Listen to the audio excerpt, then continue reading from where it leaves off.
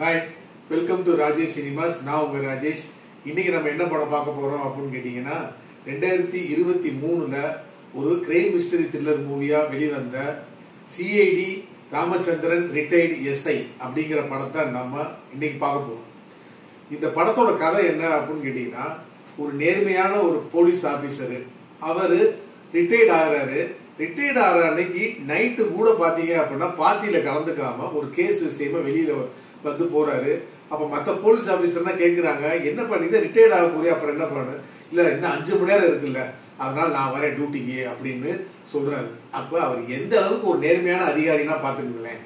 அப்ப இந்த மாதிரி தருணத்துல ரிட்டையர்டும் ஆயிடுறாரு இவரு. ரிட்டையர்ட் ஆனதுக்கு அப்புறம் என்னன்னா, வீட்டுல அவரால் சும்மா இருக்க முடியல.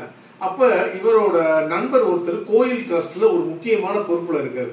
அப்ப இவர் என்ன சொல்றாரு அப்படின்னா, இந்த மாதிரி கோயில் உண்டியல் பணத்தை காணா, எவனோ பணத்தை பூரா எடுத்துட்டு வெறும் சில்லறையை மட்டும் போட்டு வச்சிருக்கான் அப்படிங்கிற மாதிரி சொல்றாரு.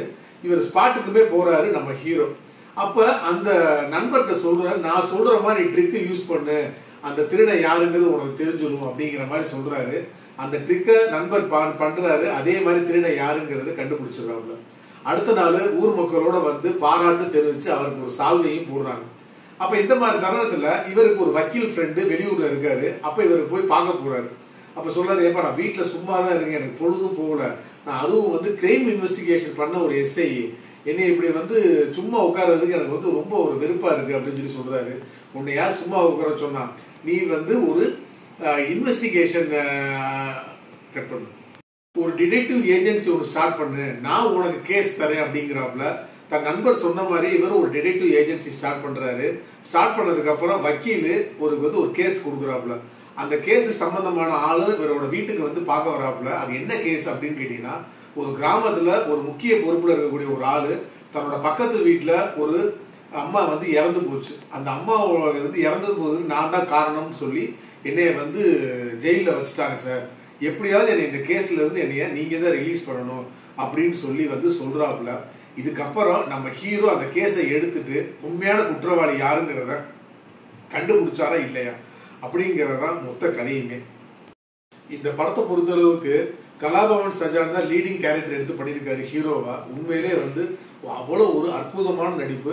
தன்னோட கேரக்டரை எந்த அளவுக்கு இயல்பா கொண்டு போக முடியுமோ அந்த அளவுக்கு இயல்பா கொண்டு போயிருக்காங்க. இன்வெஸ்டிகேஷனுமே பாத்தீங்க அப்படின்னா, பொதுவா மலையாள படம்னாலே என்ன அப்படின்னு கேட்டீங்கன்னா கொஞ்சம் ஸ்லோ டிராமாவா தான் போகும். ஆனா இதை பொறுத்தளவுக்கு என்னன்னா பரபரன்னு போகுது.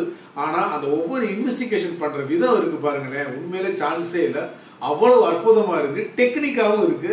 உண்மையிலே அதுக்கு ஒரு மிகப்பெரிய படத்துக்கு பலம்னே சொல்லலாம். இந்த படத்தை டைரக்ட் செஞ்சிருக்கிறது யாருன்னா சனூப் சத்யன்.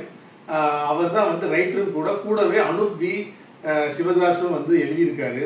உண்மையிலே படத்தை எந்த அளவுக்கு விறுவிறுப்பா கொண்டு போக முடியுமோ அந்த அளவுக்கு விறுவிறுப்பா கொண்டு போயிருக்காங்க. அவ்வளவு அற்புதமாகவும் இருக்கு.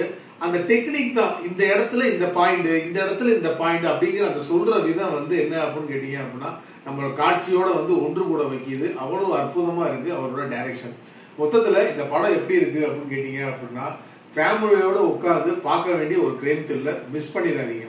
மீண்டும் அடுத்த மூவி ரிவ்யூல நான் உங்களை சந்திக்கிறேன். என்னோட சேனலை இதுவரைக்கும் சப்ஸ்கிரைப் பண்ணாலும் சப்ஸ்கிரைப் பண்ணிக்கோங்க. இந்த வீடியோ பிடிச்சிருந்துச்சு அப்படின்னா உங்க ஃப்ரெண்ட்ஸுக்கு ஷேர் பண்ணுங்க, லைக் பண்ணுங்க, கமெண்ட் பண்ணுங்க. நன்றி, வணக்கம்.